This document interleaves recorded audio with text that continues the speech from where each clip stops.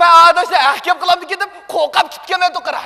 Aslında o degan bak uçuk çıkan hoşametçi, yalakçı, perskeş nimke emas mı o? Ne ayt doğru dedin?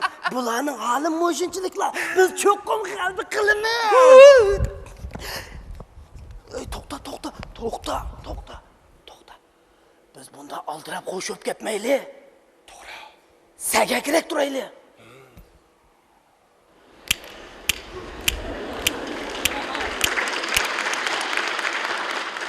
Vay. Ha kutumma? Ha ben işim düştüm.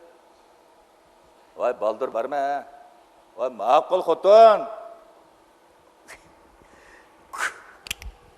Ha? Ya bir narsa savdodaş og'aylik yaqaptiki birdan o'tirib qolamizmi-ki? Maqul, chiroyli güzilim. Vay maqul ishmayman. Baldır qaytay. Maqul dedim-ku jinim suyimligi. To'tiqni. Ajab xotni amra qadashkidam o. Az xotni amrigim, suyimligim deb ketganda, mushunda inoq olsa odamlar ko'rsam o faqat chidamay qara. Ya! Andavız qana qilamiz. Anda olsa biz barliq nazarimizni mushunda inoq oilaga tashlaydi. Ey Mahmut çidemedim cuma Allah'ınızla gelip gideyim ben. Bu nimada?